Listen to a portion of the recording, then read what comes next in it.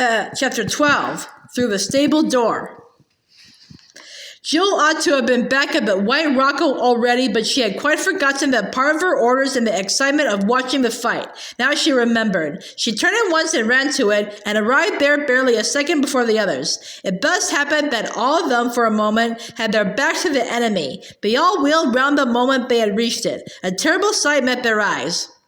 A cavalryman was running toward the stable door carrying something that kicked and struggled. As he came between them and the fire, they could see clearly both the shape of the man and the shape of what he carried. It was Eustace.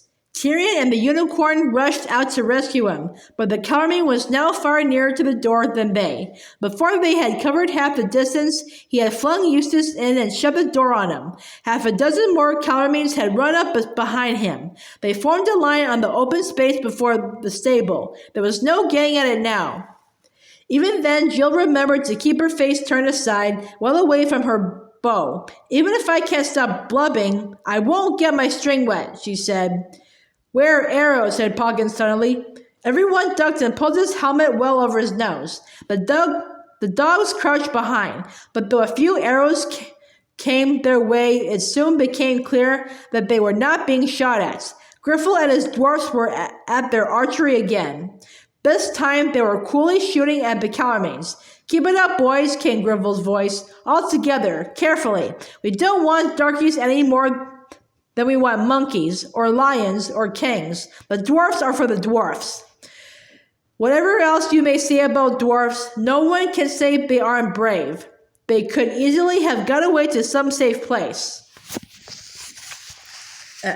They prefer to stay and kill as many of both sides as they could, except when both sides were kind enough to save them trouble by killing one another. They wanted Narnia for their own. What perhaps they had not taken into account was that the cavalrymen were mail-clad and the horses had no protection. Also, the cavalrymen had a leader. Rishta Tarkan's voice cried out, 30 of you keep watch on those fools by the White Rock. The rest, after me, that we may teach these sons of earth a lesson." Tyrion and his friends, still panting from their fight and thankful for a few minutes' rest, stood and looked on while the Tarkan led his men against the dwarfs. It was a strange scene by now. The fire had sunk lower. The light it gave was now less and of a darker red. As far as one could see, the whole place of assembly was now empty except for the dwarfs and the cavalrymen. In that light, one couldn't make out much of what was happening. It sounded as if the dwarfs were putting up a good fight. Tyrion could hear Griffel using dreadful language, and every now and then the Tarkan calling, "Take all you can alive! Take them alive!" Whatever that fight may have been like, it did not last long. The noise of it died away.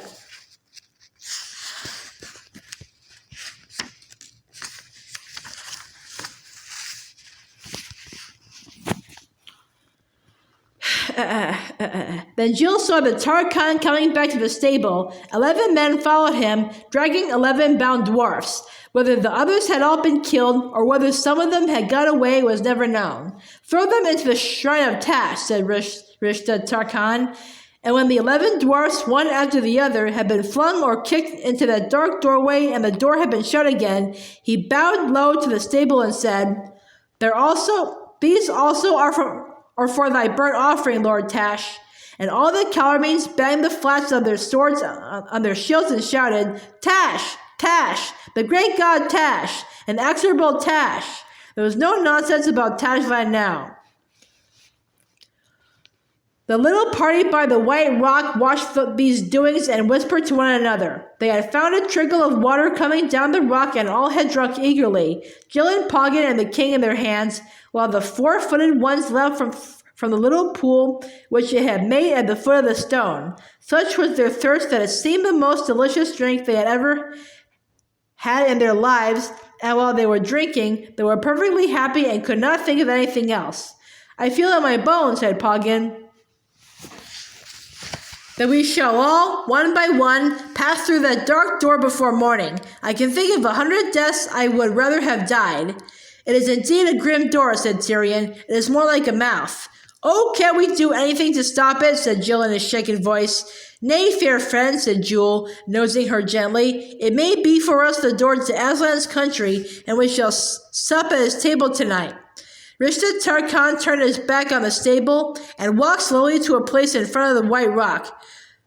Hearken, he said, if the boar, the dogs, and the unicorn will come over to me and put themselves at my mercy, their lives shall be spared. The boar shall go to a cage in the Tisrock's garden, the dogs to the Tisrock's kennels, and the unicorn, when I have sawn his horn off, shall draw a cart. But the eagle, the children, and he who is the king shall be offered to Tash this night.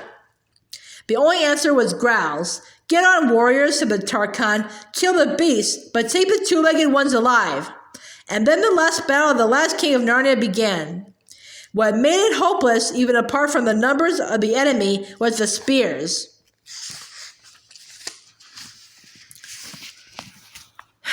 The Calormenes who had been with the ape almost from the beginning had had no spears. That was because they had come into Narnia by ones and twos, pretending to be peaceful merchants, and of course they had carried no spears, for a spear is not a thing you can hide. The new ones must have come in later, after the ape was already strong and they could march openly. The spears made all the difference. With a long spear, you can kill a boar before you are in reach of his tusks, and a unicorn before you are in reach of his horn, if you are very quick and keep your head. And now the leveled spears were closing in on Tyrion and his last friends. Next minute, they were all fighting for their lives. In a way, it wasn't quite so bad as you might think. When you are using every muscle to the full, ducking under a spear point here, leaping over it bare, lunging forward, drawing back, wheeling round, you haven't much time to feel either frightened or sad. Tyrion knew he could do nothing for the others now. They were all doomed together. He vaguely saw the boar go down on one side of him, and Jewel fighting furiously on the other. Out of the corner of one eye he saw, but only just saw, a big Calormene pulling Jill away somewhere by her hair. But he hardly thought about any of these things. His only thought now was to sell his life as dearly as he could. The worst of it was that he couldn't keep to the position in which he had started under the white rock. A man who is fighting a dozen enemies at once must take his chances wherever he can, must dart in wherever he sees an enemy's breast or neck unguarded. In a very few strokes, this may get you quite a distance from the spot where you began. Tyrion soon found that he was getting further and further to the right, nearer to the stable. He had a vague idea in his mind that there was some good reason for keeping away from it, but he couldn't now remember what the reason was, and anyway, he couldn't help it.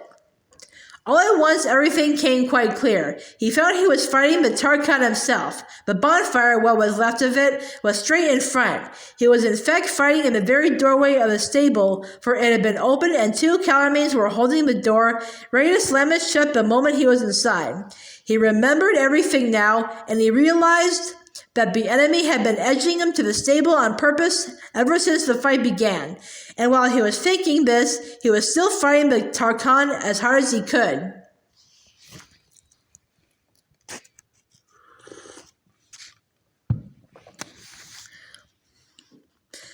A new idea came into Tyrion's head. He dropped his sword, darted forward, and under the sweep of the Tarkan's scimitar, seized his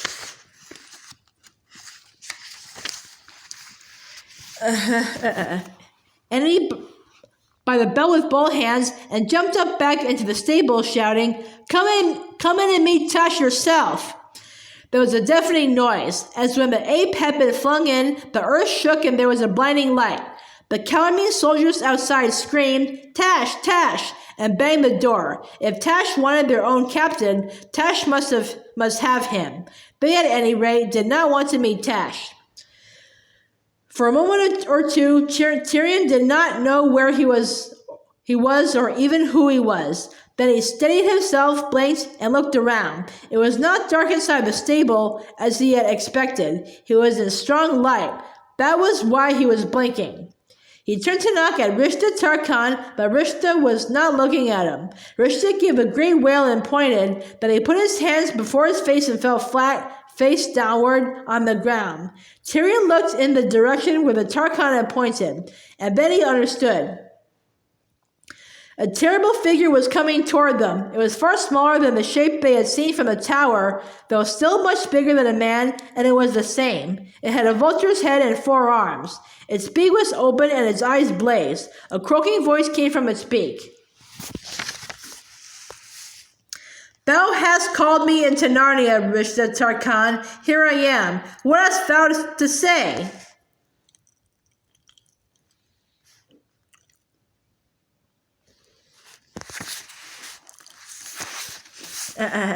But the Tarkhan neither lifted his face from the ground nor said a word. He was shaking like a man with a bad hiccup. He was brave enough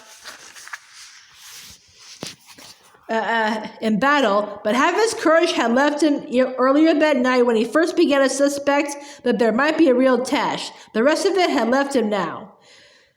With a sudden jerk, like a hen stooping to pick up a worm, Tash pounced on the miserable Rishta and tucked him under the upper of his 2 right arms. Then Tash turned his head sidewise to fix Tyrion with one of his terrible eyes, for of course, having a bird's head, he couldn't look at you straight. But immediately from behind Tash, strong and calm as the summer sea, a voice said, "Begone, monster, and take your lawful prey to your own place, in the name of Aslan and Aslan's great father, the Emperor over the sea." The hideous creature vanished, with a Tarkhan still under his arm, and Tyrion turned to see who had spoken, and what he set his heart beating as it had never beaten in any fight. 7 kings and queens stood before him, all with crowns on their heads and all in glittering clothes, but the kings wore fine mail as well and had their swords drawn in their hands. Tyrion bowed courteously and was about to speak when the youngest of the queens laughed. He stared hard at her face and then gasped with amazement, for he knew her. It was Jill, but not Jill as he had last seen her, with her face all dirt and tears and an old drill dress half slipping off one shoulder. Now she looked cool and fresh as if she had just come from bathing. And at first he thought she looked older, but then didn't, and he could never make up his mind on that point. And then he saw that the youngest of the kings was Eustace, but he also was changed as Jill was changed.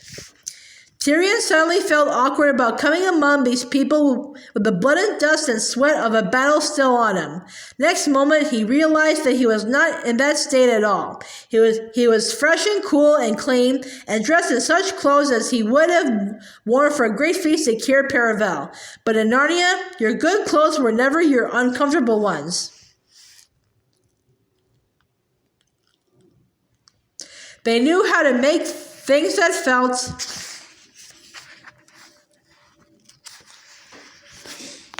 beautiful as well as looking beautiful in Narnia, and there was no such thing as starch or flannel or elastic to be found from one end of the country to the other. "Sire," said Jill, coming forward and making a beautiful curtsy, "let me make you known to Peter the High King over all kings of Narnia." Tyrion had no need to ask which was the High King, for he remembered his face, though here it was far nobler, from his dream. He stepped forward, sank on one knee, and kissed Peter's hand.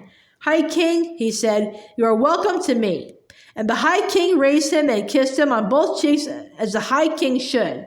Then he led him to the eldest of the queens, but even she was not old, and there were no gray hairs on her head and no wrinkles on her cheek, and said, "Sir, this is that Lady Polly who came into Narnia on the first day when Aslan made the trees grow and the beasts talk." He brought him next to a man whose golden beard flowed over his breast, and whose face was full of wisdom. "And this," he said, "is the Lord Diggory who was with her on that day. And this is my brother, King Edmund, and this my sister, the Queen Lucy." "Sir," said Tyrion, when he had greeted all these, "if I have read the Chronicle aright, there should be another. Has not your Majesty 2 sisters? Where is Queen Susan?" "My sister Susan," answered Peter shortly and gravely, "is no longer a friend of Narnia. Yes, said Eustace, and whenever you try to get her to come and talk about Narnia or do anything about Narnia, she says, what wonderful memories you have. Fancy you're still thinking about all those funny games we used to play when we were children. Oh, Susan, said Jill, she's interested in nothing nowadays except nylons and lipstick and invitations. She always was a jolly sight too keen on being grown up. Grown up indeed, said the Lady Polly. I wish she would grow up. She wasted all her school time wanting to be the age she is now, and she'll waste all the rest of her life trying to stay that age. Her whole idea is to race on to the silliest time of one's life as quick as she can, and then stop there as long as she can.